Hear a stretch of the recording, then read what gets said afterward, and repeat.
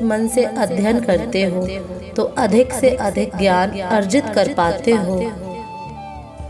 इसी भांति तुम्हारे विचार भी हैं। यदि तुम हमेशा दुखी रहोगे और हर समय दुखों का ही चिंतन करोगे तो तुम्हारे दुखों में और वृद्धि होगी।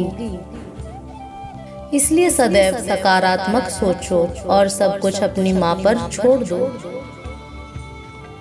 फिर तुम जो चाहो वह प्राप्त कर सकते हो। मेरा आशीर्वाद सदैव तुम्हारे साथ है। मेरे बच्चे, व्यर्थ में चिंता मत करना। मेरी इस बात को याद रखना। बस जो आज मैं बताने वाली हूँ केवल उस पर भरोसा रखो। मेरे बच्चे, भरोसा रखना होगा मेरी कुछ बातों पर तो निश्चित ही तुम्हें मेरा यह संदेश पढ़ने के अंत तक यह पूर्ण विश्वास हो जाएगा कि जो मैं बोल रही हूँ वह सत्य है और तुम्हें चिंता मुक्त रहना चाहिए।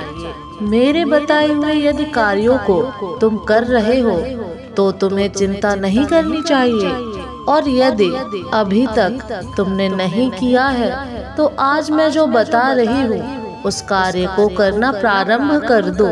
और कुछ कार्य ऐसे हैं जिन्हें करना बंद कर दो। जैसे ही तुम मेरी बोली हुई बात पर विश्वास रखकर अमल करोगे, धीरे धीरे तुम देखना तुम्हारे आने वाले भविष्य में तुम्हें समस्या या चिंता करने की आवश्यकता ही नहीं पड़ेगी, क्योंकि परेशानियां तुमसे कोसों दूर रहेंगी। मेरे बच्चे, अगर तुम्हारा मित्र बहुत गरीब है और तुम्हारे पास धन की कोई कमी नहीं है, जब वह तुम्हारे पास सहायता मांगने के लिए आया तो तुमने उसकी आंखों में झांका, विश्वास झलक रहा था और उसकी आंखों में देखते हुए विश्वास से प्रसन्न हो रहे थे। वह तुम पर कितना विश्वास करता है। तुम्हारा हृदय करुणा से भर गया। तुम्हारी आंखों में उसके लिए आंसू थे। तुम चाहते थे कि तुम उसकी मदद करो पैसे देकर, लेकिन तभी तुम्हारे मन में एक प्रश्न उठा कि तुम उसे पैसे की मदद कर दोगे तो कुछ दिन बाद उसके पैसे समाप्त हो जाएंगे और तुमसे फिर मदद मांगेगा। इसलिए तुमने उसे कुछ पैसे की मदद की और एक ऐसी योजना बनाई जिससे तुम उसे कम पैसों में ज्यादा बड़ा कमाना सिखा सको। यह मैं जानती हूँ कि पैसे में तुम भी बहुत बड़े इंसान नहीं हो, लेकिन तुम उस गरीब जो तुम्हारा दोस्त तुमसे भी गरीब है उसके लिए तुम बड़े ही हो। तुम उसे मुसीबत से निकाल दोगे। हर समस्या से उभरने के लिए एक शक्ति बनकर काम करेंगे।